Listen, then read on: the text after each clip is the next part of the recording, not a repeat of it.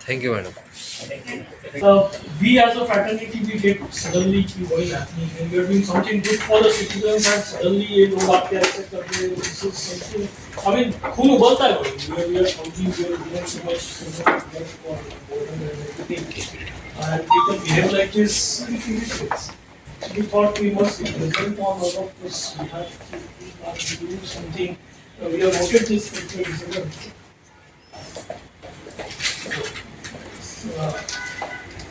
Mr. Ashok Khangri is part of that protection committee मैं सूबेदार सुभाष कदम, मैं आर्मी मेडिकल कोर्स से retirement हूँ। आज हमारा यहाँ आने का ये उद्देश्य है कि हमारे सहयोगी आर्मी में रह के उन्होंने भी बहुत अच्छा देश की सेवा की और उसके बाद रिटायरमेंट आने के बाद वो अपने महानगर पालिका में सर्विस पे है और वो सर्विस के दौरान उनके साथ कुछ सिविलियन नाजायज़ ये सलूक किया, उनके साथ उनके शिविगार किए ये और उनके परिवार को भी गलीच भाषा में बात की। तो इसी वजह से हमने और उन्होंने यूनिफॉर्म की लाज रखी कि उन्होंने उसके ऊपर कोई एक्शन नहीं लिया। ये क्योंकि हमारा आर्मी का एक बहुत बड़ा योगदान है कि हम डिसिप्लिन छोड़ के बाहर जाते नहीं। अगर चाहे तो वो वहाँ पे उसको सबक सिखला सकते थे, लेकिन उन्होंने अपनी वर्दी की लाज रखी और कायदे से उन्होंने अपना सही तरीके से अपने सुपीरियर को रिपोर्ट किया। और इसी वजह से हम जितने भी माजी सैनिक, हमारे कमांडर साहब, हमारे अंगे साहब, मैं सूबेदार मेजर सुभाष कदम और माजी सब दानगे साहब, सभी लोग इसी वजह से उनको सपोर्ट करने के लिए आए कि आइंदा कोई भी सिविलियन हमारे माजी सैनिक के ऊपर हाथ ना उठाए, उनको शिविगार ना करे और सही तरीके से उनके साथ बिहेव करे। इसी वजह से हम लोग इनको सपोर्ट करने के लिए आए थे। नमस्कार, मी surgeon captain Mohan Rote, Indian navy equivalent to colonel in army.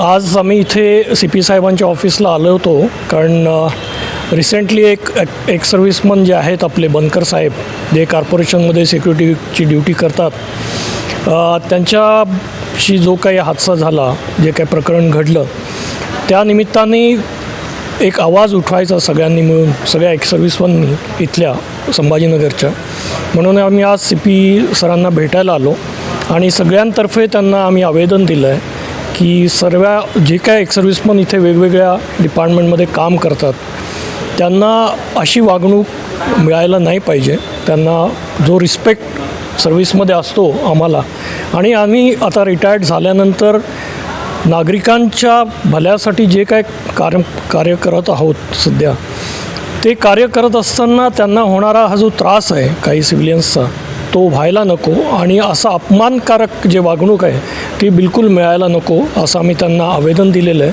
आणि त्यांनी खूप चांगल्या प्रकाराने त्याला प्रतिसाद दिलेला आहे। त्यांनी आम्हाला आश्वासन दिलं आहे की ते ह्या गोष्टीत नक्कीच डिटेल इन्क्वायरी करून जी काही कारवाई करायची आहे ते करतीलच। धन्यवाद। इसके अलावा कोई और इसके अलावा जो भी कुछ एक्स सर्विसमैन के प्रॉब्लम्स हैं, देखो आप जानते हैं कि एक्स सर्विसमैन को बहुत सारे प्रॉब्लम्स होते हैं बॉर्डर पे रहने के बाद, चाहे पीछे उनकी लैंड का प्रॉब्लम हो, घर का प्रॉब्लम हो, डोमेस्टिक कुछ वायलेंस होता है, आसपास के लोग कुछ तंग करते हैं। तो ये सारे जो इश्यूज़ हैं वो सारे इश्यूज़ को एड्रेस करने के लिए एक कंबाइंड हमने एफर्ट्स अभी शुरू किए हैं, जिस तरह से ये कंसर्न अथॉरिटीज़ के पास पहुंचकर उसका कुछ हल निकले, इसलिए हम यहाँ पे आए आज। आता जी चर्चा झाली त्याच्यावर तुम्ही सर्वजण समाधानी आहात? हो, अगदी समाधानी आहात आम्ही सगळे। म्हणजे खूप चांगला रिस्पॉन्स मिळाला आहे आम्हाला CP ऑफिसकडून आणि आशा आहे की नक्कीच ते ह्या बाबतीत चांगला पुढे जे काय पाऊल उचलायचे ते उचलतील। आमचे काही सहकारी आणखी बोलू इच्छितात? सर उभं राहा। जय हिंद। मी माजी सैनिक अशोक हांगे. आताच कर्नल साहेबांनी सांगितल्याप्रमाणे अनेक सैनिकावर मोठ्या प्रमाणात शेतीच्या वादामध्ये किंवा बांधाच्या वादात किंवा घरांच्या वादात हल्ले होत आहेत. आताच काही दिवसापूर्वी सिल्लोडच्या एका सैनिकाला 18 टाके पडले डोक्यामध्ये. जीव जाता जाता तो वाचला, कार्यरत सैनिक होता. आणि अनेक शहरामध्ये पाहिलं गेलं की सिव्हिलियन लोक किंवा दुसरे लोक सैनिकाचे प्लॉट असतील, घरं असतील, त्यावर कब्जा करण्याचा प्रयत्न करत आहेत आणि हडपण्याचा प्रयत्न करत आहेत. तसंच एक उदाहरण जवाहरनगर कॉलनीमध्ये एक माजी सैनिक आहेत, फतेह मोहम्मद खान. 1953ला त्यांनी सैन्य दलात जॉईनिंग केली आणि अनेक लढाया, 2-3 लढायामध्ये, सुरुवातीच्या लढायामध्ये जसे वारबांची लढाई असेल, बांगलादेश आहे, त्याच्यामध्ये भाग घेतलेला होता. एवढे उत्कृष्ट होते. त्यांच्या घरावर एक मिश्रा नावाचा व्यक्ती त्यांच्या हातपाय जोडून 2 दिवसासाठी, काही दिवसासाठी राहण्यासाठी कोविडमध्ये त्यांना लिटरली पाय पडून मागितलं. त्यांना थोडंसं राहण्यासाठी सहारा दिला, लहान लहान लेकरं होते म्हणून. तर तो आज असा प्रयत्न करतो की त्यांचं घड हडपण्याचा प्रयत्न करतो. त्या सैनिक परिवारामध्ये सज्जन शिकलेले लोक आहेत, गरीब आहेत, ते मारधाड करू शकत नाही. मिश्रा म्हणतात की माझ्या घरामध्ये एवढे IAS आहेत, एवढे IPS आहेत, आम्ही UPचे राहणार आहेत, आम्ही तुमचं घर सोडणार नाही, आमचं पोलीस काय करू शकत नाही. अशा प्रकारे सैनिक परिवारावर अनेक प्रकारे घर हडपण्याचा आणि प्लॉट हडपण्याचा प्रयत्न चालू आहे.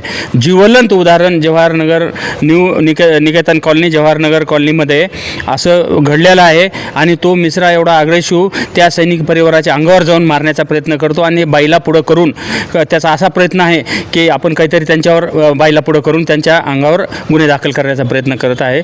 त्यामुळे कर्नल साहेबांच्या मदतीने, या सर्वांच्या मदतीने, हे सर्व माजी सैनिक आहेत, आता सगळ्यांचे नावं नाही घेऊ शकत, पण हे एवढे मोठे सहकारी आहेत बिचारे. सगळ्यांचे कामं, ड्युट्या, अनेक ठिकाणी ड्युटीवर आहेत, ते सोडून इथं आले आणि इथं मॅडमनी सहकार्य जे केलं, जे पॉझिटिव्ह आम्हाला सपोर्ट केला आणि आपण पत्रकार बंधू आम्हाला जे कव्हर केलं, त्याबद्दल मी सगळ्या सैनिक, पूर्ण तमाम सैनिक परिवार, सैनिकाकडून आपले ऋण व्यक्त करतो.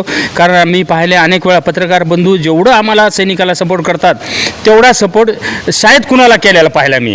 त्याच्यामुळं मी आपल्या पण खूप शुक्रिया आणि ऋणी आहे.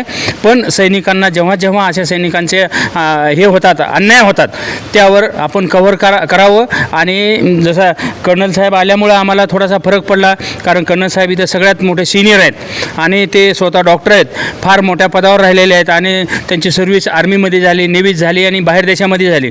त्यांच्याकडे 3 ड्रेस होते. सरांची जर हिस्ट्री पाहिली तुम्ही कधी, तर ते असे एकच व्यक्ती आहेत भारतामध्ये ज्यांनी 3 ड्रेसवर सर्व्हिस केली. असे कुणी नाही झाले, कारण असा मौका मिळत नाही. तर असे व्यक्ती आमच्यासोबत आहेत आणि आपण त्यांना कव्हर केलं, त्याबद्दल पुन्हा एकदा आपले आभार व्यक्त करतो. धन्यवाद. जय हिंद. सर, पूरे प्रकरण को हिंदी भाषा में बोलते ताकि मराठी